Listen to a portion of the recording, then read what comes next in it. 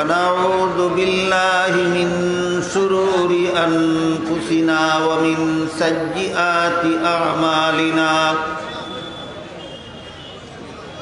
من يهده الله فلا مضل له ومن يضلله فلا هادي له ونشهد أن لا إله إلا الله وحده لا شريك له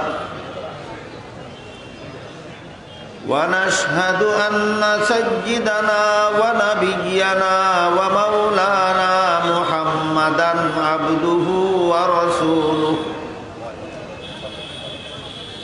صلى الله تعالى عليه وعلى آله وأصحابه وبارك وسلم أما بعد فأعوذ بالله من الشيطان الرجيم بسم الله الرحمن الرحيم إن الدين عند الله الإسلام وقال رسول الله صلى الله عليه وسلم بني الإسلام على خمس إلى آخر الحديث শ্রদ্ধেয় সভাপতি হযরত উলামায়ে কেরাম, সম্মানিত সুধী সমাজ, দূর দূরান্ত থেকে আগত সর্বস্তরের মুসলমান ভাইয়েরা আমার ও আমার পর্দানিসীন মা ও বোনেরা, গতকাল আমার আলোচ্য বিষয় ছিল তাজকিয়ায়ে নফস বা আত্মার পবিত্রতা বলতে কি বোঝায়, কি দরকার, কিভাবে অর্জন করা যায়। আত্মার পবিত্রতা কি, কেন, কিভাবে। আজকের আলোচ্য বিষয় হচ্ছে আমার ইসলামের পঞ্চবৃত্তি বিশ্ব শান্তির গ্যারান্টি। আজকের আলোচ্য বিষয় ইসলামের পঞ্চবৃত্তি বিশ্ব শান্তির গ্যারান্টি। শুধু আমাদের বোঝা দরকার যে ইসলামের পঞ্চবৃত্তি বিশ্ব শান্তির গ্যারান্টি কি বলে। শুধু বিশ্ব শান্তির গ্যারান্টি নয়, দুনিয়ার ক্ষণস্থায়ী জীবন সহ আখিরাতের চিরস্থায়ী জীবনের শান্তি এবং মুক্তির গ্যারান্টি হলো ইসলামের পঞ্চবৃত্তি। আজকে যে আয়াতাংশ আমি আপনাদের সামনে তিলাওয়াত করেছি তাতে আল্লাহ বলেন ইন্নাদ-দীনা ইনদাল্লাহিল ইসলাম। এর অর্থ হলো আল্লাহর কাছে গ্রহণযোগ্য ধর্ম হচ্ছে ইসলাম। আল্লাহর কাছে গ্রহণযোগ্য ধর্ম ইসলাম। আরো পরিষ্কারভাবে আল্লাহ অন্য আয়াতে বলেন মাইয়াবতাগি গায়রাল ইসলামি দীনান ফালান ইউকবালা মিনহু ওয়া হুয়া ফিল আখিরাতি মিনাল খাসিরিন। এর অর্থ হলো ইসলাম ছাড়া আর কোনো ধর্ম যদি কেউ পালন করে তাহলে তার পালিত সেই ধর্ম আল্লাহর কাছে কখনো গ্রহণযোগ্য হবে না। একদিকে আল্লাহ বলেন আল্লাহর কাছে গ্রহণযোগ্য ধর্ম ইসলাম, আর একদিকে বলেন ইসলাম ছাড়া আর কোনো ধর্মই গ্রহণযোগ্য নয়। তবে যে আল্লাহ পবিত্র কোরআনের আরো এক আয়াতে বলেন লা ইকরাহা ফিদ্দীন, ধর্মের বেলায় বল প্রয়োগ চলবে না, কারো কোনো ধর্ম পালনে বাধা দেওয়া যাবে না, সমস্ত ধর্মাবলম্বীরা আপন আপন ধর্ম পালনে স্বাধীন। প্রশ্ন জাগে, ইসলাম ছাড়া আর কোনো ধর্ম যদি আল্লাহর কাছে গ্রহণযোগ্যই না হয়, তাহলে পালন করার স্বাধীনতা দিলেন কেন? আর পালন করার স্বাধীনতাই যদি দিলেন, তাহলে গ্রহণযোগ্য হবে না কেন? এই প্রশ্নের জবাব অতীতে আমি একাধিকবার খাদিমুল কোরআন পরিষদের আয়োজিত এই তফসিরুল কোরআন সম্মেলনে প্রদান করেছি, একাধিকবার প্রশ্নের জবাব দিয়েছি। কিন্তু তারপরও আমাদের সমাজে ফাঁকে ফুঁকে কিছু লোক এমন গজায় মাঝে মধ্যে, যারা কোরআনের এই সমস্ত ঘোষণার কোনো ধার ধারে না, ধর্ম সম্পর্কে মন গড়া ব্যাখ্যা দেওয়া শুরু করে।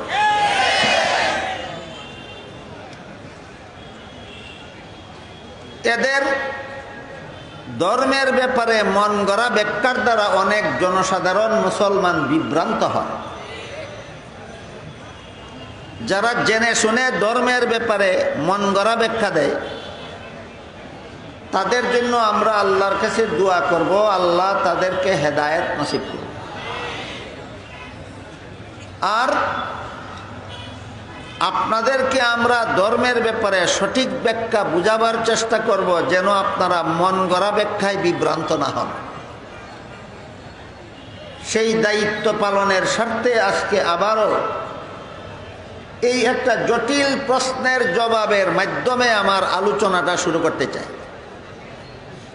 ভুলে যাবেন না, আমার আজকের আলোচ্য বিষয় ইসলামের পঞ্চবৃত্তি, বিশ্ব শান্তির গ্যারান্টি। ইসলামের পঞ্চবৃত্তি, বিশ্ব শান্তির গ্যারান্টি। শুধু বিশ্ব শান্তির না, দুনিয়ার ক্ষণস্থায়ী জীবনের সাথে সাথে আখিরাতের চিরস্থায়ী জীবনের শান্তিরও গ্যারান্টি, চিরস্থায়ী জীবনের শান্তিও গ্যারান্টি। সেই বিষয়ের আলোচনাটা শুরু করতে চাই এই প্রশ্নের জবাবের মাধ্যমে। আল্লাহ কোরআনের এক আয়াতে বলেন, ইসলাম ছাড়া আর কোনো ধর্ম গ্রহণযোগ্য নয়। আর এক আয়াতে বলেন, সমস্ত ধর্মাবলম্বীরাই আপন আপন ধর্ম পালনে স্বাধীন। গ্রহণযোগ্য না হলে স্বাধীনতা দিলেন কেন? আর স্বাধীনতাই যদি দিলেন, তাহলে গ্রহণযোগ্য হবে না কেন? প্রশ্ন একেবারে সহজ নয়, আর কঠিন কথা উদাহরণের মাধ্যমে বুঝতে সহজ হয়। তাই আমি এই প্রশ্নের জবাবটাও একটি উদাহরণের মাধ্যমে আপনাদের সামনে তুলে ধরছি। দুনিয়ার যে কোনো শিক্ষা প্রতিষ্ঠানের ছাত্রদেরকে পাঠ্য তালিকার শিক্ষাদান সমাপ্ত করার পর তাদের কাছ থেকে যখন পরীক্ষা নেওয়া হয়, পরীক্ষার হলে যখন সমস্ত পরীক্ষার্থী ছাত্ররা প্রশ্নপত্র হাতে নিয়ে বসে, সমস্ত পরীক্ষার্থীরাই কি প্রশ্নের সঠিক জবাব লেখে? না, অনেকে ভুলও লেখে। ভুল লেখলে পাশ করবে না ফেল করবে? তাহলে তাদেরকে লেখার স্বাধীনতা দেওয়া হয় কেন? পরীক্ষার হলে যারা প্রশ্নের জবাব ভুল লেখে, এদেরকে লেখার স্বাধীনতা দেওয়া হয় না লেখতে বাধা দেওয়া হয়? এই ভুল লেখার দ্বারা নিশ্চিত ফেল করবে, তাহলে স্বাধীনতা দিল কেন? আর স্বাধীনতাই যদি দিল, তাহলে ফেল করবে কেন? এই প্রশ্নের যেই জবাব, ইসলাম ছাড়া সমস্ত ধর্ম ভুল, গ্রহণযোগ্য হবে না, তাই যদি হয় তাহলে পালন করার স্বাধীনতা দিল কেন? আর স্বাধীনতাই যদি দিল, তাহলে গ্রহণযোগ্য হবে না কেন? ওই প্রশ্নেরও সেই জবাব। উভয় প্রশ্নের একই জবাব। পরীক্ষার বেলায় যেই জবাব, ধর্মের বেলায় সেই জবাব। প্রশ্ন দুই ক্ষেত্রে, জবাব এক। জবাবটা কি? নিয়ম রক্ষার জন্য। পরীক্ষার হলে পরীক্ষার্থী ছাত্র প্রশ্নের জবাব ভুল লেখলেও বাধা দেওয়ার নিয়ম নাই। ভুল লেখলেও পাশ করবে এই জন্য বাধা দেওয়া হয় না, না বাধা দেওয়ার নিয়ম নাই? ঠিক তেমনি ভাবে দুনিয়াতে কেউ ইসলাম ছাড়া কোনো ভ্রান্ত ধর্ম পালন করলেও বাধা দেওয়ার নিয়ম নাই। গ্রহণযোগ্যতার কারণে না বাধা দেওয়ার নিয়ম নাই। এই সুযোগে যদি কোনো পরীক্ষার্থী ছাত্র প্রশ্নের জবাব ইচ্ছা মতো ভুল লেখে, তাহলে যেভাবে তার কপালে গুড়ার ডিম ছাড়া আর কিছু নাই। আপনারা কি বলেন? প্রশ্নের জবাব যদি ইচ্ছা মতো ভুল লেখে তাহলে তার কপালে কত নম্বর আছে? গুড়ার ডিম। ঠিক তেমনি ভাবে ধর্ম পালনের স্বাধীনতা, বাধা দেওয়ার নিয়ম নাই। এই সুযোগে যদি কেউ ইসলাম ছাড়া ভ্রান্ত ধর্ম পালন করে তাহলে তার কপালেও জাহান্নাম ছাড়া আর কিছু নাই। এই কথাটা আমরা কেউ যেন ভুলে না যাই। এই কথাটাকে জনসাধারণের অনুভূতির ঊর্ধ্বে নিয়ে যাওয়ার জন্য, বিষয়টা নিয়ে বিভ্রান্তি সৃষ্টি করার জন্য ধর্ম সম্পর্কে অনেকে অনেক রকমের মন গড়া ব্যাখ্যা করে থাকে। অনেকে অনেক রকমের মন গড়া ব্যাখ্যা করে থাকে। আমি আগেই বলেছি, যারা মন গড়া ব্যাখ্যা করে তাদের জন্য আমরা আল্লাহর কাছে হেদায়েতের দোয়া করি। কিন্তু তাদের মন গড়া ব্যাখ্যায় আপনারা যেন বিভ্রান্ত না হন, আপনাদেরকে আমাদের মূল ব্যাখ্যা, আসল ব্যাখ্যা, সহি শুদ্ধ ব্যাখ্যা শোনাবার দায়িত্ব আছে। সর্বস্তরের মানুষকে আমরা ধর্ম সম্পর্কে সহি ব্যাখ্যা শোনাবার দায়িত্ব প্রাপ্ত গোটা আলেম সমাজ। বুঝে থাকলে বলুন তো, ইসলাম ছাড়া ভিন্ন কোনো ধর্ম যদি আমাদের সমাজের কেউ পালন করে তাহলে আল্লাহর কাছে সেটা গ্রহণযোগ্য হবে? গ্রহণযোগ্য না হলে বাধা দেন না কেন? নিয়ম নাই। ভুলে গেলেন? এখনই ভুলে গেলেন? নিয়ম নাই, বাধা দেওয়ার নিয়ম নাই। এই জন্য বাধা দেওয়া যাবে না। পরীক্ষার হলে যেভাবে ছাত্র প্রশ্নের জবাব ভুল লেখলে বাধা দেওয়ার নিয়ম নাই, এই জন্য বাধা দেওয়া যাবে না, গ্রহণযোগ্যতার কারণে নয়। ঠিক তেমনিভাবে দুনিয়াতে যদি কেউ ইসলাম ছাড়া কোনো ভ্রান্ত ধর্ম পালন করে তাতেও বাধা দেওয়ার নিয়ম নাই, গ্রহণযোগ্যতার কারণে নয়।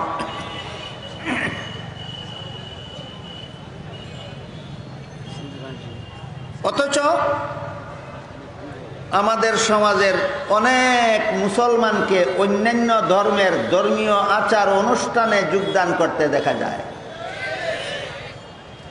আমি অতীতেও আপনাদেরকে বলেছি, অনেক মুসলমানকে হিন্দুদের দুর্গা পূজার অনুষ্ঠানে মিষ্টি খেতে যেতে দেখা যায়। মুসলমানে হিন্দুদের দুর্গা পূজার অনুষ্ঠানে গিয়ে মিষ্টি খায়। যদি জিজ্ঞাসা করা হয়, তুমি মুসলমান, হিন্দুদের দুর্গা পূজার অনুষ্ঠানে শরীক হইলা কেন? জবাব দেয়, ধর্ম যার যার, উৎসব সবার।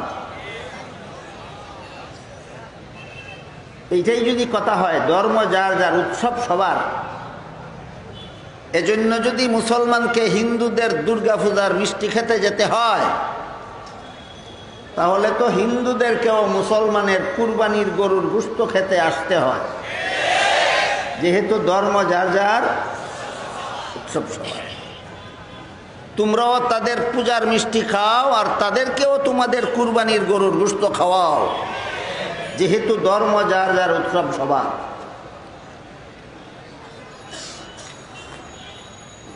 আসলে এই কথাটা ভুল।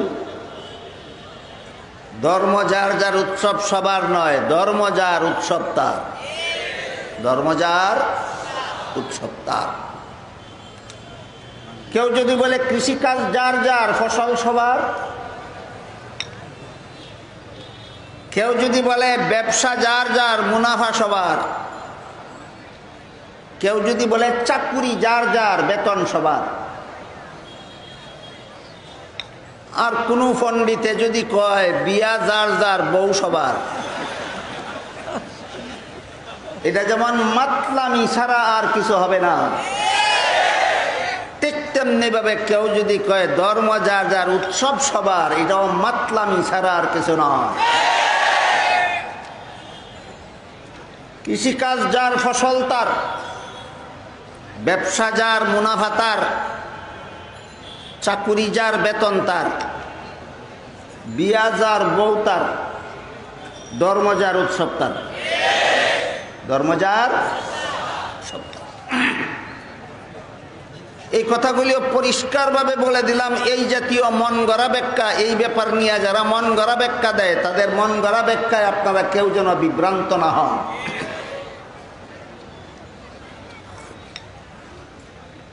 তাহলে আল্লাহর কাছে গ্রহণযোগ্য ধর্ম একমাত্র।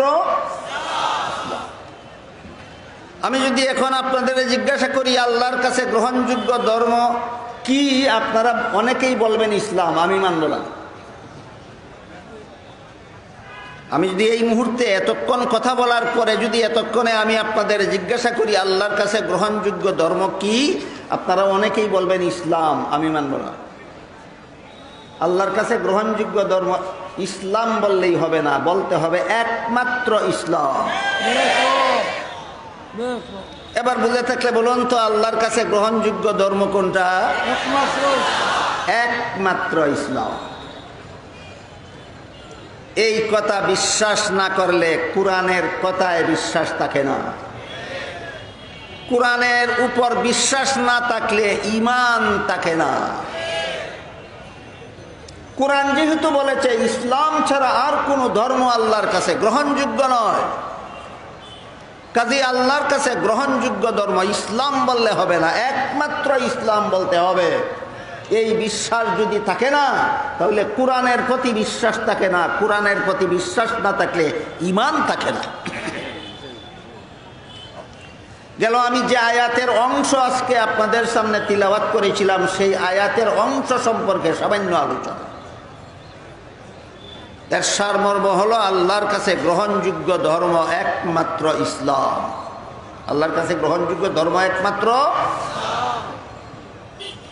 এবার যে হাদিসের অংশ আপনাদের সামনে তিলাওয়াত করেছি, তাতে রাসূল বলেন বুনিয়াল ইসলামু আলা খামসিন,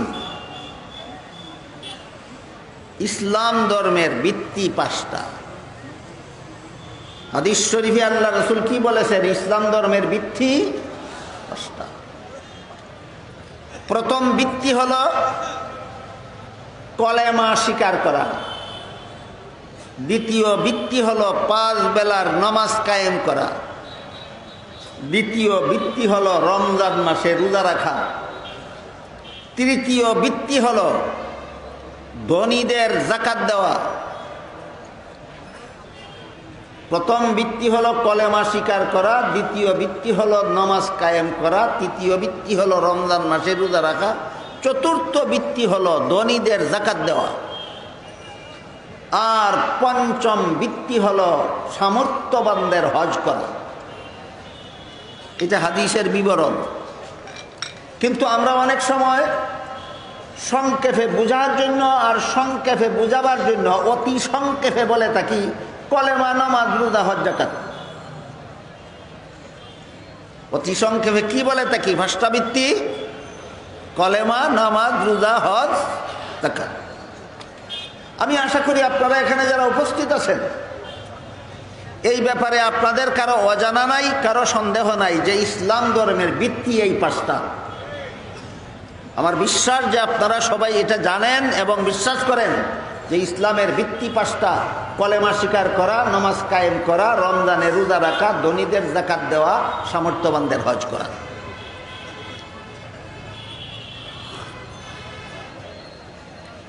এই 5টা জিনিসকে ইসলামের ভিত্তি সাব্যস্ত করে আল্লাহর পক্ষ থেকে সারা দুনিয়ার সমস্ত মানুষকে দুনিয়াতে শান্তির সমাজ গড়া এবং আখিরাতে শান্তির জীবন লাভ করার ব্যবস্থা প্রদান করেছে।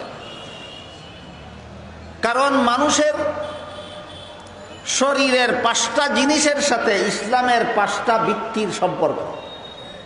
শরীরের কটা জিনিসের সাথে? 5টা জিনিসের সাথে। ইসলামের 5টা ভিত্তি সম্পর্ক। একটা জীবিত মানুষের শরীরে সর্বমোট 5টা জিনিস আছে। 4টা আছে তার দেহের উপকরণ, আর একটার নাম হলো রূহ বা আত্মা, যা উপকরণ ছাড়া সরাসরি আল্লাহর হুকুমে সৃষ্ট। আল্লাহ মানুষের দেহ সৃষ্টি করেছেন 4 উপকরণের দ্বারা, আর মানুষের রূহ বা আত্মা সৃষ্টি করেছেন উপকরণ ছাড়া সরাসরি হুকুম দিয়া।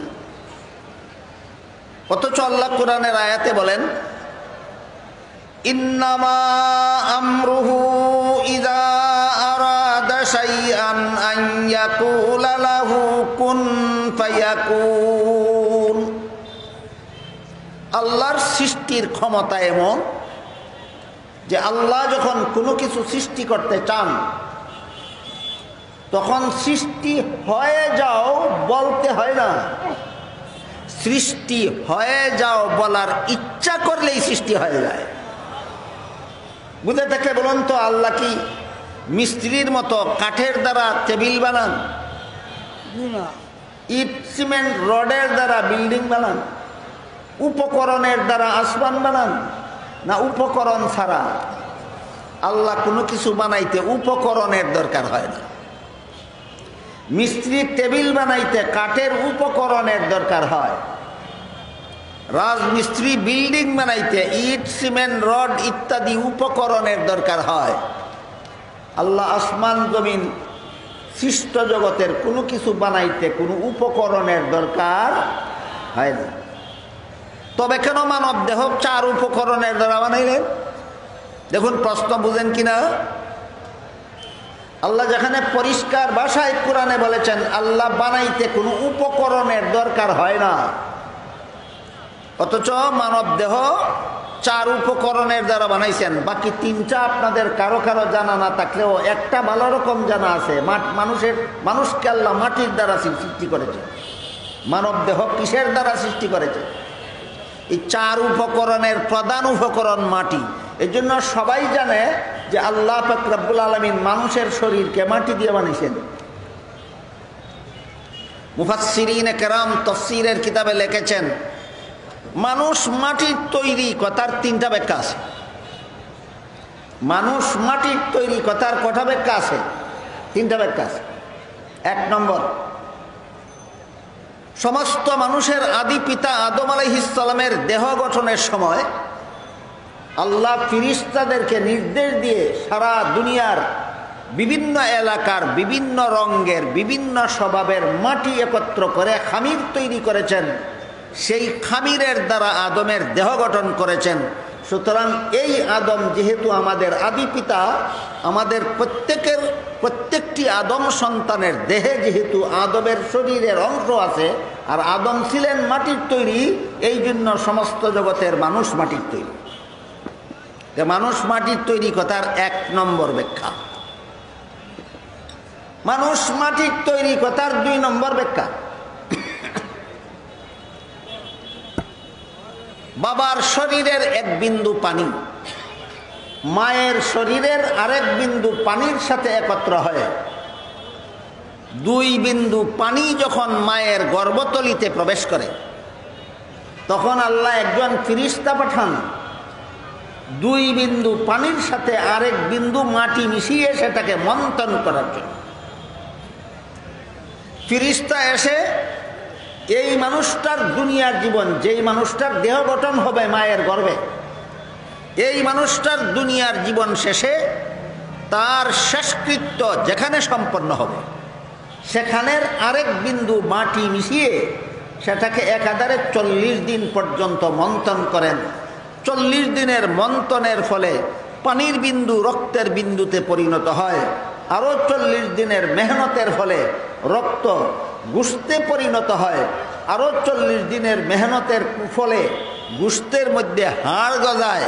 আরও 40 দিনের মেহনতের ফলে এর ভিতরে রুহের সঞ্চার হয়, আত্মার সঞ্চার হয়। আরও 40 দিনের ফিরিস্তাদের সাধনার ফলে মানুষের নাক, মুখ, কান, চোখ ইত্যাদি অঙ্গ প্রত্যঙ্গ গজায়। আরও 40 দিনের মেহনতের পর এই মানুষটা ভূমিষ্ঠ হওয়ার যোগ্য হয়। আরো 40 দিনের মেহনতের ফলে মানুষটা মায়ের গর্ভ থেকে ভূমিষ্ঠ হয়ে আসে।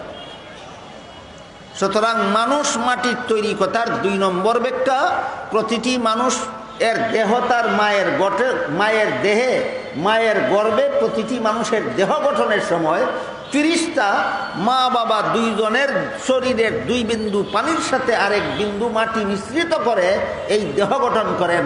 এটা হলো মানুষ মাটির তৈরি কথার 2 নম্বর ব্যাখ্যা। মানুষ মাটির তৈরি কথার 3 নম্বর ব্যাখ্যা হলো বাবার শরীরের 1 বিন্দু পানি আর মায়ের শরীরের আরেক বিন্দু পানি রক্ত থেকে উৎপাদিত হয়, আর রক্ত খাদ্য থেকে উৎপাদিত হয়। আর মানুষের জীবনের সকল খাদ্য মাটি থেকে উৎপাদিত হয়। মাটির উৎপাদিত খাদ্য খেয়ে আমার শরীরে রক্ত হয়, এই রক্ত থেকে ম্যাটার তৈরি হয়, এই ম্যাটার থেকে আরেকটা নতুন মানুষ তৈরি হয়। এই হইল মানুষ মাটির তৈরি কথার 3 নম্বর ব্যাখ্যা। এই সমস্ত ব্যাখ্যার কারণে মানুষের সমাজে যেই কথাটা বেশি প্রসিদ্ধি লাভ করেছে সেটা হলো মানুষ মাটির তৈরি। কিন্তু মুফাসসিরিনে কেরাম লিখেছেন, বিভিন্ন আয়াতের ব্যাখ্যায়, হাদিসের ব্যাখ্যায় উল্লেখ আছে মাটির সাথে আরো 3টা জিনিস মিশ্রিত করে মানুষের দেহ গঠন করা হয়। তাহলে মানব দেহের সর্বমোট উপকরণ 4টা। আল্লাহ তো উপকরণ ছাড়াই বানাতে পারেন, উপকরণ নিলেন কেন? উপকরণ ছাড়া আল্লাহ ইচ্ছা করলেও মানুষের দেহ বানাতে পারতেন না, ব্যাপারটা এমন নয়। আল্লাহ যেভাবে হুকুম দিয়েছেন উপকরণ ছাড়া প্রাণ সৃষ্টি হয়ে যাও, সৃষ্টি হয়ে গেছে, ঠিক তেমনিভাবে আল্লাহ যদি হুকুম দিতেন উপকরণ ছাড়া মানব দেহ সৃষ্টি হয়ে যাও, হয়ে যেত। কিন্তু আল্লাহ পাক রব্বুল আলামিন এক রহস্যজনক কারণে মানব দেহ 4টা উপকরণের দ্বারা সৃষ্টি করেছে। আল্লাহ উপকরণ ছাড়া সৃষ্টি করতে পারতেন না, না ক্ষমতা থাকা সত্ত্বেও বিশেষ কোন রহস্যের কারণে মানব দেহ সৃষ্টিতে 4 উপকরণ গ্রহণ করেছেন। বিশেষ কারণ, প্রথম উপকরণ মাটি, দ্বিতীয় উপকরণ পানি, তৃতীয় উপকরণ আগুন, চতুর্থ উপকরণ বাতাস। আগুন, পানি, মাটি, বাতাস, আগুন, পানি, মাটি, বাতাস। এই 4 উপকরণের দ্বারা আল্লাহ মানব দেহ সৃষ্টি করেছে। এই 4টা উপকরণের সাথে ইসলামের পঞ্চবৃত্তির 4 বৃত্তির সম্পর্ক। ইসলামের 5 বৃত্তির মধ্যে 4টা বৃত্তির সম্পর্ক দেহের 4টা উপকরণের সাথে। কি সম্পর্ক একটু পরে বলছি আমি। কিন্তু এই 4 উপকরণের দ্বারা যে দেহ আল্লাহ সৃষ্টি করলেন, এই দেহটা জীবিত হয় 5ম জিনিসটা ঢুকাবার পর। 5ম জিনিসটার নাম হলো আত্মা, 5ম জিনিসটার নাম হলো রূহ। আমি গতকাল বলেছি রূহ কাকে বলে, মানুষের জীবনী শক্তির নাম রূহ, এটাকে বাংলায় বলে প্রাণ। 4 উপকরণের দ্বারা দেহ বানাইলেই জীবিত মানুষ হয় না, 5ম জিনিস তাতে ঢুকাতে হয়। 5ম জিনিসটা কি? প্রাণ, রূহ। এই রূহ উপকরণ ছাড়া আল্লাহ কুরআনে বলেন, ইয়াসআলুনাকা আনির রূহি কুলির রূহু মিন আমরি রাব্বি ওয়া মা উতিতুম মিনাল ইলমি ইল্লা কালিলা। অর্থাৎ হে রাসূল করিম সাল্লাল্লাহু আলাইহি ওয়াসাল্লাম, লোকেরা আপনাকে রূহ সম্পর্কে প্রশ্ন করে, আপনি বলে দিন রূহ আল্লাহর হুকুম। রূহ কোনো উপকরণের দ্বারা সৃষ্ট নয়, সরাসরি আল্লাহর হুকুমে সৃষ্ট। কাজেই রূহ সম্পর্কে তোমাদেরকে পূর্ণাঙ্গ জ্ঞান দান করা হয়নি। রূহ সম্পর্কে তোমাদেরকে অতি সামান্যতম জ্ঞান দান করা হয়েছে। এজন্যই রূহ মানব দেহে কখন ঢুকে, কোন দিক দিয়ে ঢুকে, কিভাবে ঢুকে কেউ জানতে পারে না। আবার রূহ মানব দেহের থেকে কখন বের হয়ে যাবে, কিভাবে বের হয়ে যাবে, কোন দিক দিয়ে বের হয়ে যাবে, মানুষের আবিষ্কৃত কোনো যন্ত্রেও ধরা পড়ে না। কেন? আল্লাহ বলেন এই ব্যাপারে তোমাদেরকে সামান্যতম জ্ঞান দান করা হয়েছে, বেশি জ্ঞান দান করা হয়, যেহেতু এটা সরাসরি আল্লাহর হুকুমে সৃষ্ট। আল্লাহর হুকুমে সৃষ্ট রূহ যেহেতু উপকরণ মুক্ত, আল্লাহর হুকুমে সৃষ্ট রূহটা উপকরণ যুক্ত না উপকরণ মুক্ত? উপকরণ মুক্ত। রূহটা উপকরণ মুক্ত হওয়ার কারণে এই রূহের একটা প্রতিক্রিয়া মানুষের মধ্যে সৃষ্টি হয়, সেটা হলো সেও বিধিনিষেধ মুক্ত থাকতে চায়। রূহটা যেভাবে উপকরণ মুক্ত, এই উপকরণ মুক্ত রূহ তার মধ্যে সংযুক্ত হওয়ার কারণে এর একটা প্রতিক্রিয়া দাঁড়ায় মানুষের মধ্যে, সেও বিধিনিষেধ মুক্ত থাকতে চায়। আমি যা মনে চায় তা করব, আমি কারো বিধিনিষেধ মানব না, আমি কারো অধীনে থাকবো না, এইটা মানুষে চায়। এই চাহিদার কারণেই দুনিয়াতে অনেক মানুষ, এমনকি অনেক মুসলমান পর্যন্ত শেষ পর্যন্ত নাস্তিক হইয়া যায়। বিধিনিষেধের অধীন থাকার জন্য না বিধিনিষেধ মুক্ত হওয়ার জন্য?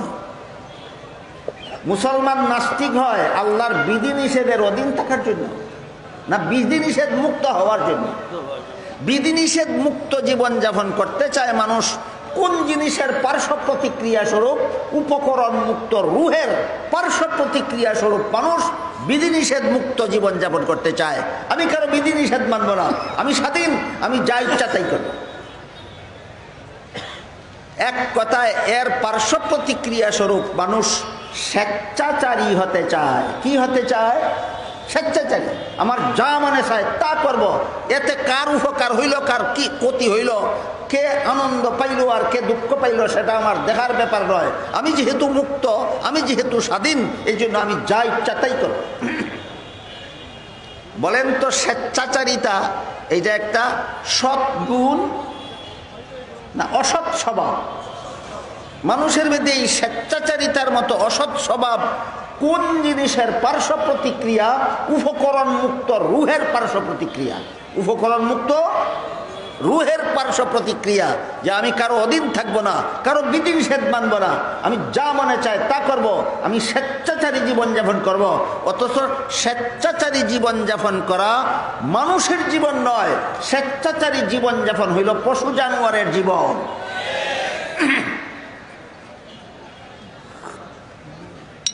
তাই মানুষকে পশুত্বের জীবন থেকে, স্বেচ্ছাচারী জীবন থেকে বিধিবন্ধনে আবদ্ধ জীবনের গুরুত্ব শিক্ষা দেওয়ার জন্য আল্লাহ পাক রব্বুল আলামিন ইসলামের প্রথম স্তম্ভ সাব্যস্ত করেছেন কলেমাকে। প্রথম স্তম্ভ সাব্যস্ত করেছেন কলেমা। কলেমার দুই অংশ, একটা হলো লা ইলাহা ইল্লাল্লাহ আর একটা হলো মুহাম্মাদুর রাসূলুল্লাহ। লা ইলাহা ইল্লাল্লাহর মর্ম হলো এক আল্লাহ ছাড়া আর কোনো মাবুদ নাই। এক আল্লাহ ছাড়া আর কোনো মাবুদ নাই। মাবুদ কাকে বলে? যার ইবাদত করা যাবে না, না করতে হবে।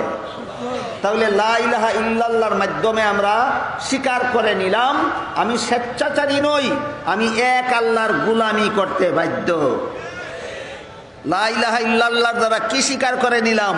আমি স্বেচ্ছাচারী নই, আমি যা ইচ্ছা তাই করার অধিকারী নই। আমাকে যিনি সৃষ্টি করেছেন তার গোলাম বানিয়েই আমাকে সৃষ্টি করেছেন। সুতরাং স্বেচ্ছাচারী জীবনযাপন করলে আমি মানুষ থাকতে পারবো না, আমি পশুর থেকে নিকৃষ্ট হয়ে যাব। আমি আল্লাহর গোলামি করলে, আল্লাহর বিধিনিষেধ পালন করলে, আল্লাহর বিধিনিষেধের আওতাধীন জীবনযাপন করলে আমি পশুত্বের স্তর থেকে উন্নীত হয়ে মনুষ্যত্বের জীবনযাপনের সুযোগ পাব। গেল লা ইলাহা ইল্লাল্লাহকে ইসলামের প্রথম স্তম্ভ সাব্যস্ত করার রহস্য। আমরা লা ইলাহা ইল্লাল্লাহর মাধ্যমে আল্লাহর সাথে প্রতিশ্রুতিতে আবদ্ধ যে আমরা যা মনে চায় তা করব না, আল্লাহ যেভাবে আদেশ করেন সেভাবে জীবনযাপন করব। বলুন তো এই কথাটা কিসের মাধ্যমে স্বীকৃতি দিয়েছি? লা ইলাহা ইল্লাল্লাহর মাধ্যমে। আপনি যেমনে মনে চায় তেমনে জীবনযাপন করবেন না আল্লাহ যেভাবে হুকুম করেন সেভাবে? আল্লাহ হুকুম করেছেন নামাজ পড়ার, নামাজ পড়তে হবে। আল্লাহ হুকুম করেছেন রোজা রাখার, রোজা রাখতে হবে। আল্লাহ হুকুম করেছেন ইবাদত করার, ইবাদত করতে হবে। এই স্বীকৃতি দিয়েছি আমরা লা ইলাহা ইল্লাল্লাহর মাধ্যমে। ইবাদতটাও যেভাবে মনে চায় সেভাবে করলে হবে না। ইবাদত করতে হবে মুহাম্মদুর রাসূলুল্লাহর শিক্ষা দেওয়া পদ্ধতি মতে।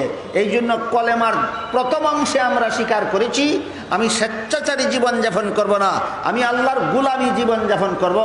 আর মুহাম্মদুর রাসূলুল্লাহ কলেমার দ্বিতীয় অংশ, এর মাধ্যমে আমরা স্বীকৃতি দিয়েছি আমরা যে আল্লাহর গোলামি করব, আল্লাহর ইবাদত বন্দেগী করব, সেটাও মন গড়া যুক্তিতে করব না, মুহাম্মদুর রাসূলুল্লাহর শিক্ষা দেওয়া পদ্ধতি মতে করব।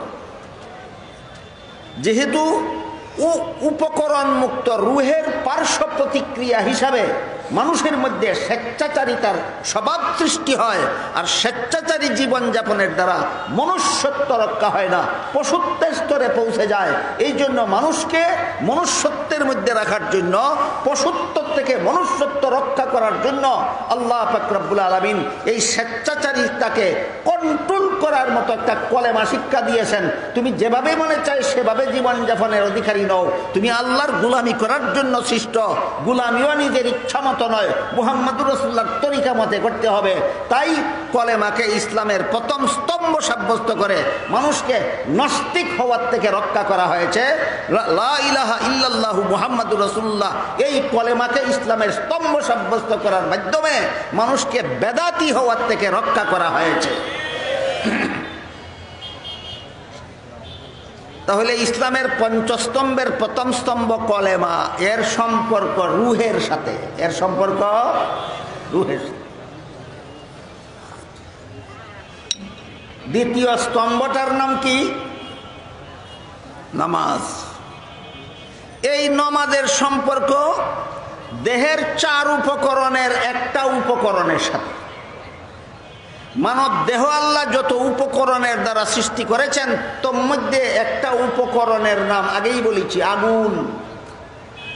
একটা উপকরণের নাম আগুন। মানব দেহের মধ্যে আগুনের উপকরণ ব্যবহার করা হয়েছে। এই জন্য আগুনের একটা গুণ জীবিত মানুষের শরীরে সবসময় পাওয়া যায়, সেইটা হইল গরম। আগুনের একটা আগুনের বিশেষ গুণ হইল গরম। মানব দেহের মধ্যে এই গরম গুণটা পাওয়া যায়। মানুষের হৃৎপিণ্ড, মানুষের কলিজা, মানুষের ফুসফুস যদি গরম না থাকে, যদি বরফের মতো ঠান্ডা হয়ে যায়, মানুষ বাঁচতেই পারবে না। বলুন তো, হৃৎপিণ্ড ঠান্ডা থাকে না গরম থাকে? কলিজা ঠান্ডা থাকে না গরম থাকে? হৃৎপিণ্ড ঠান্ডা থাকে না, ফুসফুস ঠান্ডা থাকে না গরম থাকে?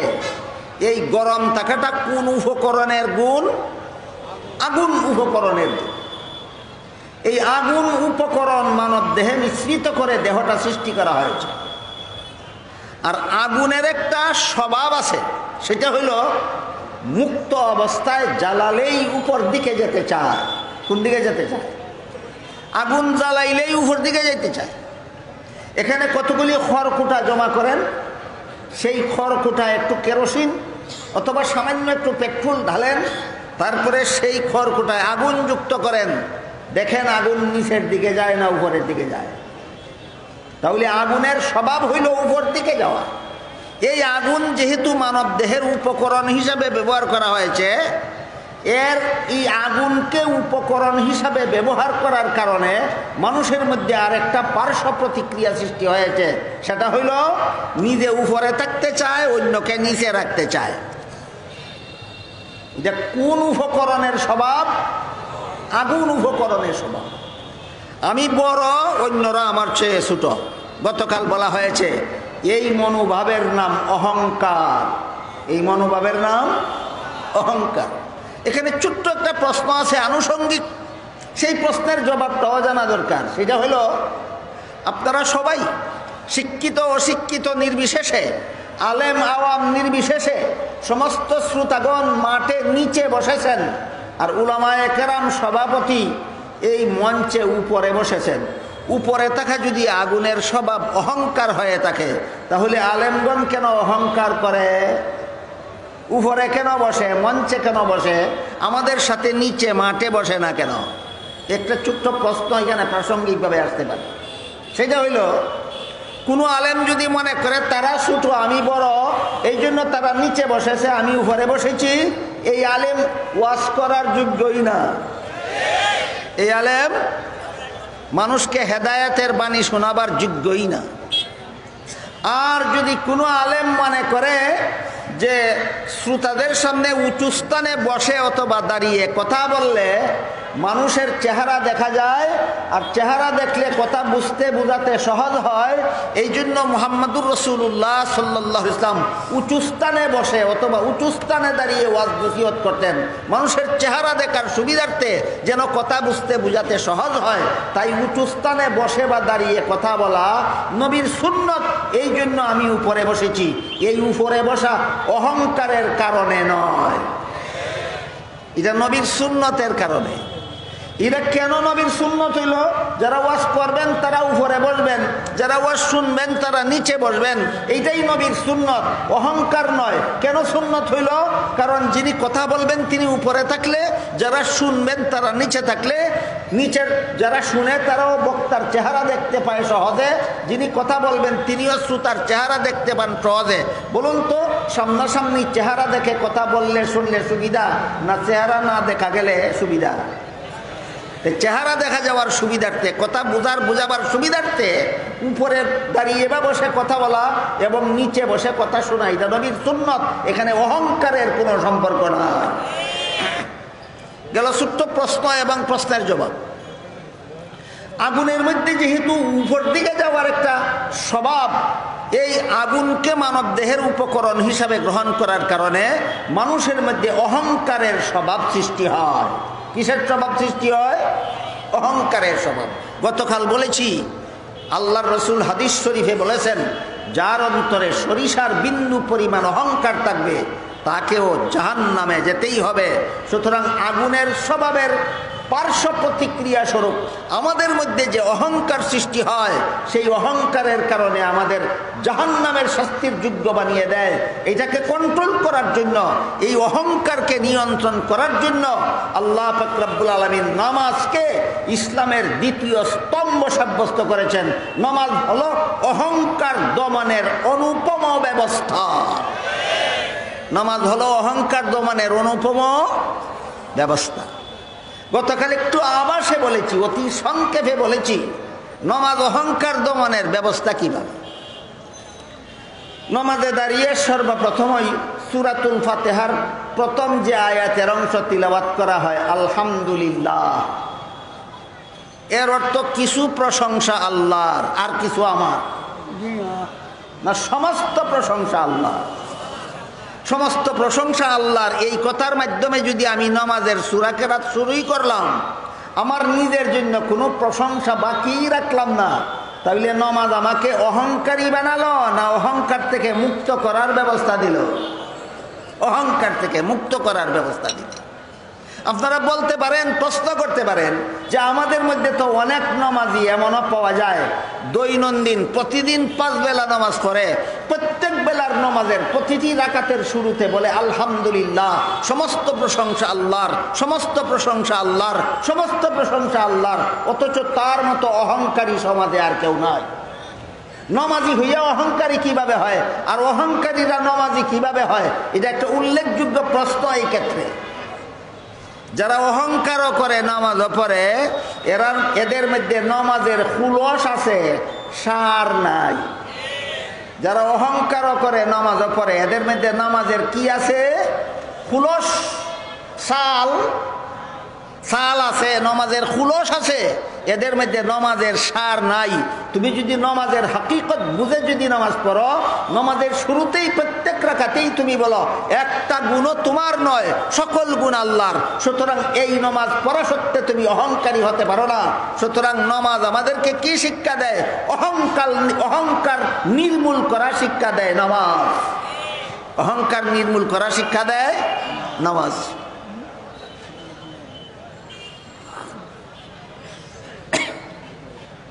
তাহলে আমাদের দেহের আগুন উপকরণের পার্শ্ব প্রতিক্রিয়াকে নিয়ন্ত্রণ করার জন্য আল্লাহ নামাজকে ইসলামের দ্বিতীয় স্তম্ভ সাব্যস্ত করেছেন। কলেমাকে কেন প্রথম স্তম্ভ সাব্যস্ত করেছেন? স্বেচ্ছাচারিতাকে নিয়ন্ত্রণ করার জন্য। নামাজকে কেন ইসলামের স্তম্ভ সাব্যস্ত করেছেন? অহংকার দমনের ব্যবস্থা দেওয়ার জন্য। 5টা স্তম্ভের মধ্যে 2টা স্তম্ভের রহস্য আলোচনা হইল, আর 3টা আর কটা রইল?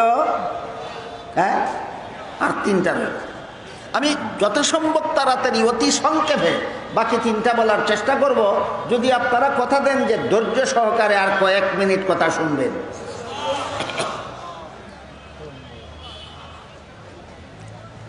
ইসলামের তৃতীয় স্তম্ভ হল রমজান মাসের রোজা।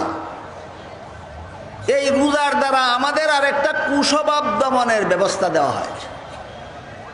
মানব দেহে যত উপকরণ ব্যবহার করা হয়েছে তোর মধ্যে আরেকটা উপকরণ হলো পানি। কি? পানি। এই পানির স্বভাব হলো, তৃতীয় উপকরণ হলো বাতাস। এই বাতাসের স্বভাব হলো যেখানেই খালি জায়গা পায় সেখানে গিয়েই ভরপুর হয়ে যায়। আপনি যেখানে বসা আছেন এখান থেকে উঠে সরে যান, আপনি যেখানে বসা ছিলেন এই জায়গাটাতে, এই জায়গাটা বাতাস দখল করে নিবে কিনা? বাতাস দখল করে নিবে কিনা? 10 তলা 20 তলা একটা বিল্ডিং এই 100 হাত 150 হাত 200 হাত জায়গা দখল করে আছে। বিল্ডিংটা অপারেশন করে নিয়ে গেলে এই 20 তলা বিল্ডিং এর জায়গাটা, খালি জায়গাটা বাতাসে দখল করে নিবে কিনা? তাহলে বাতাসের স্বভাব হইল খালি জায়গা পাইলেই দখল করে, খালি জায়গা পাইলেই দখল করে। এটা বাতাসের স্বভাব। এই স্বভাব সম্পন্ন বাতাসকে আমাদের শরীরের উপকরণ হিসাবে ব্যবহার করার কারণে মানুষের মধ্যে আরেকটা পার্শ্ব প্রতিক্রিয়া সৃষ্টি হয়, সেটাকে আত্মশুদ্ধির পরিভাষায় বলে রিয়া। যারা আমাকে চিনে না তারা আমাকে চিনুক, যারা আমার গুণের কথা জানে না তারা আমার গুণের কথা জানুক। আমার সুখ্যাতি সম্পর্কে যাদের অন্তরটা খালি, আমি চাই তাদের অন্তরটা আমার সুখ্যাতিতে ভরে যাক। এটা বাতাস উপকরণের পার্শ্ব প্রতিক্রিয়া। বাতাস উপকরণের পার্শ্ব প্রতিক্রিয়া।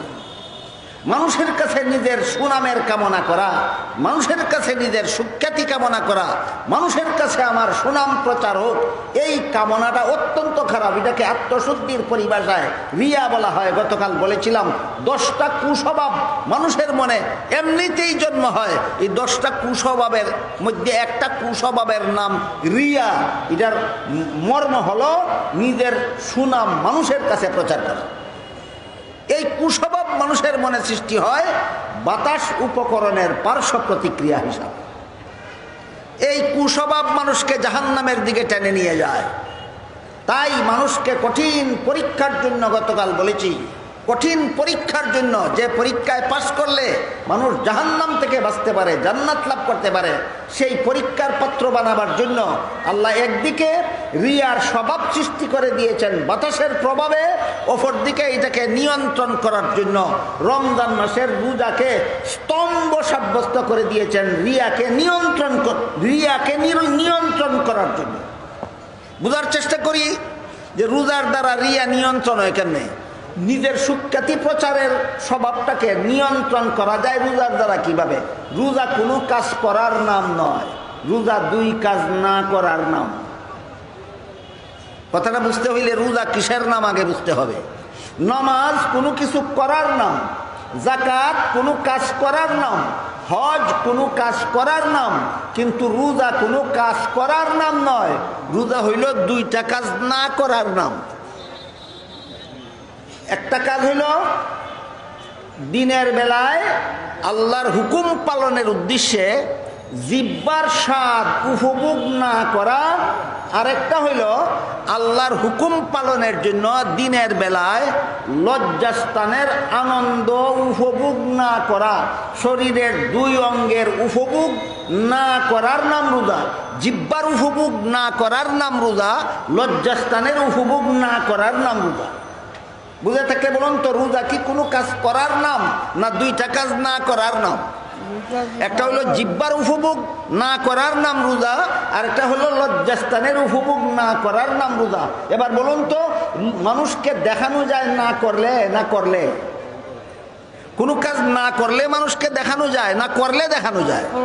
রোজা তো কোনো কিছু করার নামই না, দুই কাজ না করার নাম রোজা। তুমি মানুষকে দেখাবে কিভাবে? কাজেই রোজা দেখানির ব্যাপার নয়, দেখানোর কোনো ক্ষমতা নাই। এই জন্য হাদিসে কুদসিতে আছে, আল্লাহ পাক রব্বুল আলামিন বলেন, আসসাউমু লি ওয়া আনা আজজি বিহি আও ক্বালা উজজা বিহি।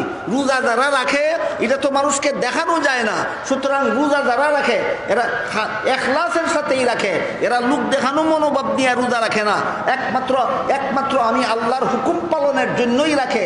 এই জন্য আল্লাহ বলেন যে রোজা রাখে তার পুরস্কার আমি নিজে দেব, অথবা যারা রোজা রাখে তাদের পুরস্কার আমি আল্লাহ নিজেই।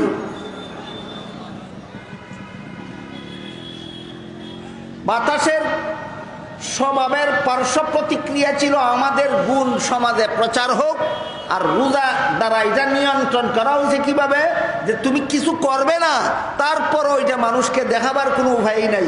এমত অবস্থায় একমাত্র আল্লাহকে খুশি করার জন্য যা মানুষকে দেখানো যায় না তা যদি তুমি করতে পারো, তাহলে বাতাসের উপকরণের কারণে যে পার্শ্ব প্রতিক্রিয়া তোমার মধ্যে এসেছিল, লোক দেখানো মনোভাব, এটাকে একমাত্র রোজার দ্বারা নিয়ন্ত্রণ করা যায়। এই জন্য আল্লাহ রোজাকে, রমজান মাসের রোজাকে ইসলামের তৃতীয় স্তম্ভ সাব্যস্ত করেছে। কলেমাকে কেন স্তম্ভ সাব্যস্ত করলেন? আলোচনা হইল। নামাজকে কেন স্তম্ভ সাব্যস্ত করেছেন? আলোচনা হইল।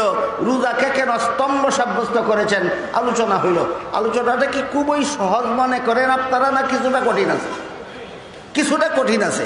এই জন্য বুঝতেও কিছু কষ্ট হবে এবং স্মরণ রাখাও কঠিন হবে। তাই আমি আর বাকি দুইটা আলোচনার পর আপনাদেরকে অতি সংক্ষেপে 1-2 মিনিটে আবারও বলে দেব, কলেমাকে ইসলামের স্তম্ভ সাব্যস্ত করেছেন আল্লাহ কোন রহস্যের কারণে, নামাজকে ইসলামের স্তম্ভ সাব্যস্ত করেছেন আল্লাহ কোন রহস্যের কারণে, রমজানের রোজাকে ইসলামের স্তম্ভ সাব্যস্ত করেছেন আল্লাহ কোন রহস্যের কারণে। এবার চতুর্থ স্তম্ভের কথা শুনি। মানুষের দেহ গঠনের মধ্যে আল্লাহ তৃতীয় যে উপকরণ ব্যবহার করেছেন সেটা হলো পানি। কি উপকরণ? পানি। পানির স্বভাব হলো ঢাললেই যত নিচু জায়গা আছে সবগুলি দখল করে। পানি ঢাললে উপর দিকে যায় না নিচ দিকে যায়? তাহলে পানি ঢাললে পরে উপরের জায়গা দখল করে না নিচের জায়গা দখল করে? নিচের জায়গা দখল করে। এই স্বভাব যে পানির মধ্যে, তাই পানির উপকরণ মানব দেহে ব্যবহার করার কারণে মানুষের মধ্যে একটা পার্শ্ব প্রতিক্রিয়া সৃষ্টি হয়েছে। সেটা হইল শক্তের ভক্ত, নরমের গরম। মানুষের একটা কুস্বভাব আছে, শক্তের ভক্ত, নরমের গরম। যত দুর্বল আছে এদের উপর আধিপত্য বিস্তার করা, দুর্বলদের উপর আধিপত্য বিস্তার করা যারা করে, এদের অহংকারের গাছে ফসল ধরেছে। গতকালের কথা স্মরণ করো। দুর্বলদের উপর যারা অন্যায়ভাবে আধিপত্য বিস্তার করে, এদের অহংকারের গাছে ফসল ধরেছে। মারাত্মক রকমের কুস্বভাব, এই কুস্বভাব মানুষকে জাহান্নামের পথে টেনে নিয়ে যায়। পানির প্রতিক্রিয়া, পানির স্বভাবের প্রতিক্রিয়া স্বরূপ মানুষের মধ্যে যে দুর্বলের উপর অন্যায়ভাবে আধিপত্য প্রতিষ্ঠার কুস্বভাবের মতো একটা স্বভাব সৃষ্টি হয়েছে, এটাকে নিয়ন্ত্রণ করার জন্য আল্লাহ পাক রব্বুল আলামিন হজকে ইসলামের স্তম্ভ সাব্যস্ত করেছে। হজের দ্বারা দুর্বলের উপর নিজের আধিপত্য বিস্তারের স্বভাব নিয়ন্ত্রণ কিভাবে হয়? হজের মধ্যে উঁচু নিচু নাই, বাদশা ফকির নাই, ছোট বড় নাই, সবাই এক রং, সবাই এক লেবাস, সবাই এক পোশাক, সবার একই কাজ। বুঝে থাকলে বলুন তো, হজের মধ্যে বড় লোকের পোশাক একরকম, ছোট লোকের পোশাক একরকম না? সবার সমান। এই যে বৈষম্য সৃষ্টি হয় পানির কুস্বভাবের কারণে, এই বৈষম্যকে নিয়ন্ত্রণ করে সমাজে সাম্য প্রতিষ্ঠা করার মতো বিষয় হইল হজ। এই জন্য হজকে আল্লাহ এই সাম্য প্রতিষ্ঠার প্রতীক হিসাবে ইসলামের চতুর্থ স্তম্ভ সাব্যস্ত করেছে। হজের দ্বারা বৈষম্য সৃষ্টি হয় না সাম্য প্রতিষ্ঠা হয়? হজের দ্বারা বৈষম্য নির্মূল হয়ে যায়, হজের দ্বারা সাম্য প্রতিষ্ঠা হয়। এটা হইল দুনিয়াতে আখিরাতে শান্তি প্রতিষ্ঠার একটা বিশেষ কাজ। আর কটা রইল? একটা। মানুষের দেহের মধ্যে আল্লাহ যত উপকরণ ব্যবহার করেছেন এর মধ্যে প্রধান ছিল মাটি। প্রধান কি ছিল? মাটি। আগেই বলেছি মাটির তৈরি মানুষ বলা হয় তিন কারণে, তিন ব্যাখ্যা আছে। একটা হলো আদমের দেহ মাটির তৈরি, আর তার অংশ আমাদের শরীরে আছে, সেই হিসাবে আমরাও মাটির তৈরি। আর একটা হলো মা বাবার শরীরের 2 বিন্দু পানি মায়ের গর্ভতলিতে গেলে ফিরিস্তা আর 1 বিন্দু মাটি মিশাইয়া এটার দ্বারা সন্তানের দেহ বানায়, এই হিসাবেও আমরা মাটির তৈরি। আর এক ব্যাখ্যা হইল, তৃতীয় ব্যাখ্যা হইল মায়ের শরীরের এবং বাবার শরীরের 2 বিন্দু পানি রক্ত থেকে উৎপাদন হয়, রক্ত আমাদের খাদ্য থেকে উৎপাদন হয়, আর মানুষের সকল প্রকার খাদ্য মাটির থেকে উৎপাদন হয়। সুতরাং 3 ব্যাখ্যা মতো সমস্ত মানুষ মাটির তৈরি। 3 ব্যাখ্যা মতো সমস্ত মানব দেহ কিসের তৈরি? মাটির তৈরি। এখানে সামান্য একটু আনুষঙ্গিক আলোচনা আছে, সেই আলোচনা আমার আজকের আলোচ্য বিষয়ের বহির্ভূত, কিন্তু আমাদের সমাজে এটা নিয়েও কিছু ভুল বুঝাবুঝি আছে। একদল ভুল বুঝানেওয়ালায় বুঝায়, আর একদল সরল মানুষে ভুল বুঝে। সেই ভুল বুঝাবুঝিটা কি? কিছু অতিভক্তি, নবীর প্রতি কিছু লোকে অতিভক্তি দেখাইয়া বলে নবী মাটির তৈরি নয়। নবীর প্রতি অতিভক্তি দেখাইয়া কিছু লোকে কি বলে? নবী মাটির তৈরি নয়, নবী নূরের তৈরি। সাধারণ মানুষ মনে করে এই তো ভালো কথাই বলছে, মাটির তৈরি হইলে তো মান কম, মর্যাদা কম, নূরের তৈরি হইলে তো মর্যাদা বেশি। এইটাই সাধারণ মানুষে বোঝে। এইরকমই যারা বুঝেন আমি তাদেরকে জিজ্ঞাসা করি, আপনারা বলুন তো আদম কি নূরের তৈরি না মাটির তৈরি? আর ফিরিস্তা মাটির তৈরি না নূরের তৈরি? আপনাকে যে বুঝানেওয়ালায় বুঝাইল, আর সরলতার কারণে আপনিও যে বুঝলেন যে মাটির তৈরি হইলে দাম কম, নূরের তৈরি হইলে মর্যাদা বেশি, তাইলে আগে গোড়ার থেকে কথা সিদ্ধান্ত করুন, নূরের তৈরি ফিরিস্তার মর্যাদা শ্রেষ্ঠ না মাটির তৈরি আদমের মর্যাদা শ্রেষ্ঠ? তাহলে পরিষ্কার হয়ে গেল আল্লাহর দৃষ্টিতে নূরের তৈরি শ্রেষ্ঠ মর্যাদার অধিকারী নয়, মাটির তৈরি শ্রেষ্ঠ মর্যাদার অধিকারী। নূরের তৈরি সমস্ত ফিরিস্তাদের দ্বারা আল্লাহ মাটির তৈরি আদমকে সেজদা করাইছেন। আজকে নতুন শুনলেন ঘটনা, না সারা জীবনই শুনতেছেন?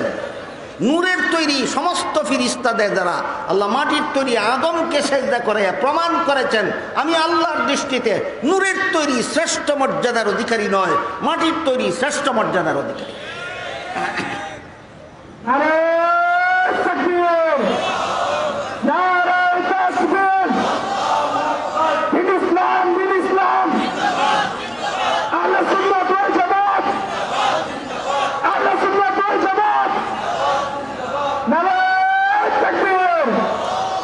এরপরও আমাদের সমাজে যে সমস্ত অতিভক্তরা বলে নবী মাটির তৈরি নয়, নবী নূরের তৈরি, এই সমস্ত অতিভক্তদের দলের প্রতিষ্ঠাতা নেতার নাম আহমদ রেজা খাঁ। এই সমস্ত নবীর প্রতি অতিভক্তি প্রদর্শনকারীদের দলের প্রতিষ্ঠাতা নেতার নাম আহমদ রেজা খাঁ। আহমদ রেজা খাঁর লেখা একটা বইয়ের নাম আস-সানিয়াতুল আনিকা ফি ফাতাওয়াই আফ্রিকা। এই বইয়ের মধ্যে আহমদ রেজা খান লিখেছেন যে জায়গার মাটি দিয়া আল্লাহ আবু বকর সিদ্দিক রাদিয়াল্লাহু আনহুকে সৃষ্টি করেছেন, সেই জায়গার মাটি দিয়া হযরত উমরকে সৃষ্টি করেছেন, একই জায়গার মাটি দিয়া আল্লাহ মুহাম্মদুর রাসূলুল্লাহকে সৃষ্টি করেছেন। এই জন্য আবু বকরের কবর যেখানে, উমরের কবর যেখানে, মুহাম্মদুর রাসূলুল্লাহর কবর সেখানে। এটা আমি লিখেছি। যারা বলে নবী নূরের তৈরি তাদের প্রতিষ্ঠাতার নেতা লিখেছে।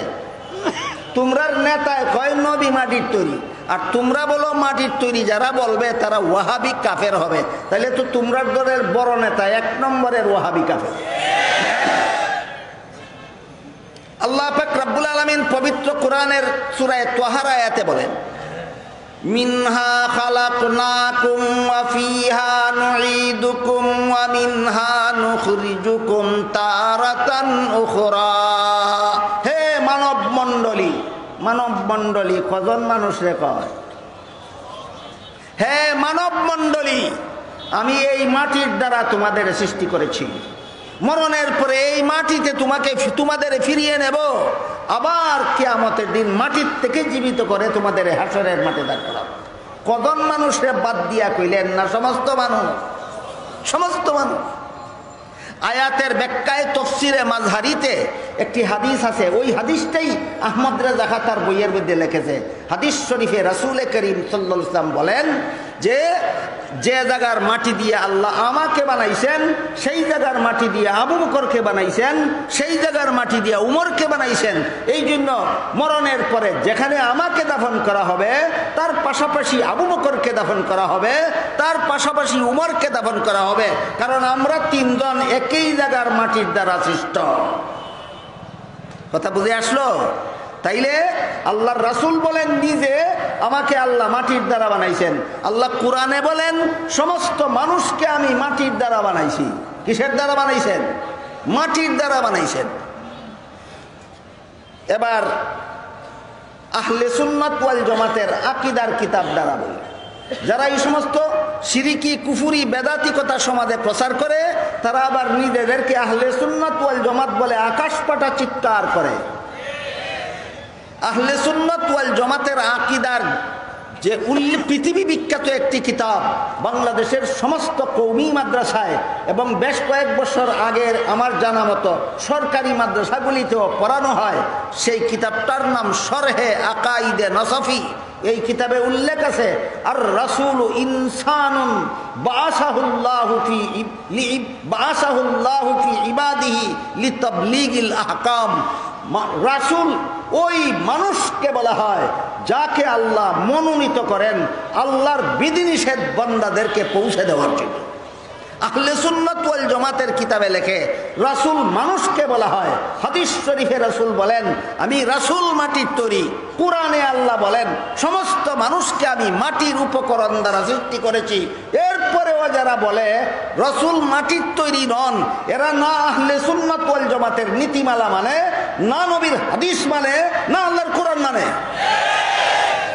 আনুষঙ্গিক কথা এই পর্যন্ত শেষ। এতক্ষণে আমরা বুঝতে পারলাম মানব দেহের চতুর্থ উপকরণ হলো মাটি।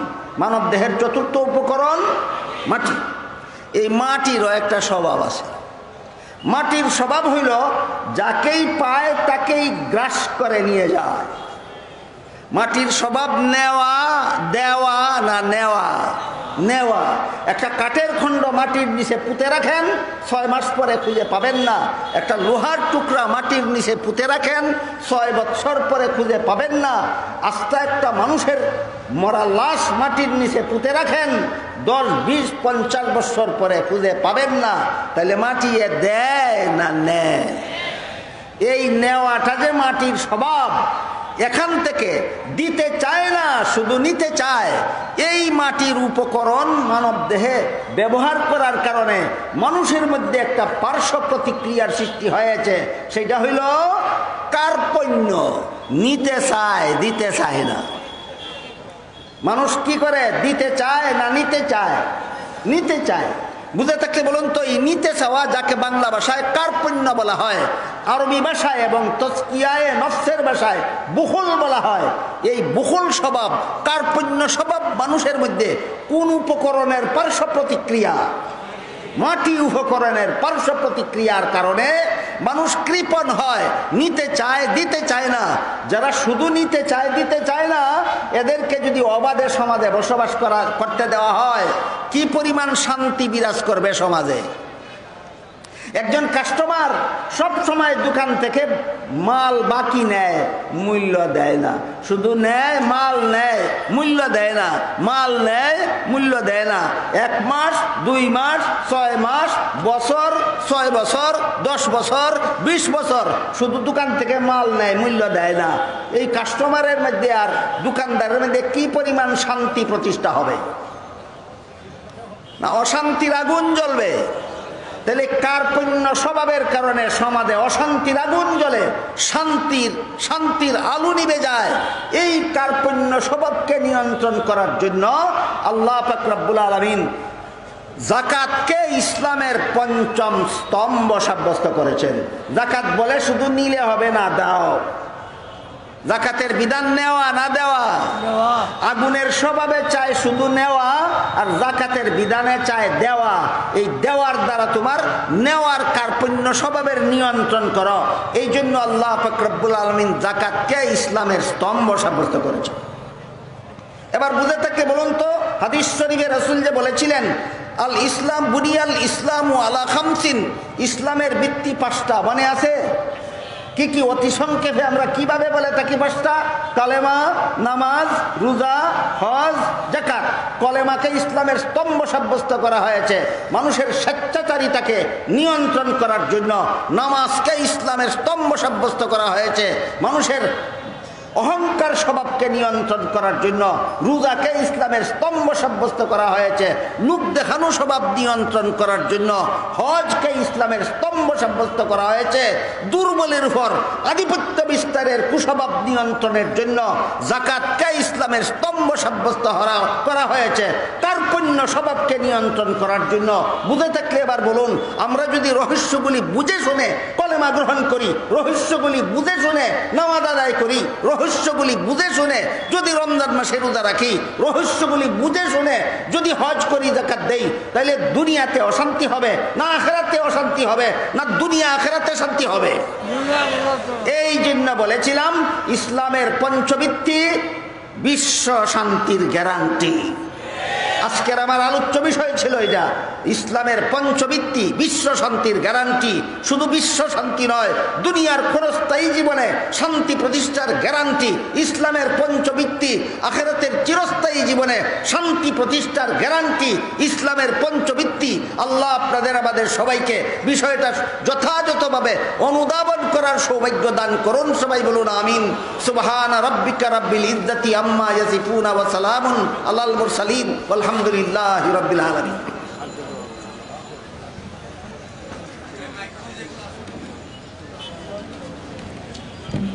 সম্মানিত সহযোগী জনতা, ইনশাআল্লাহ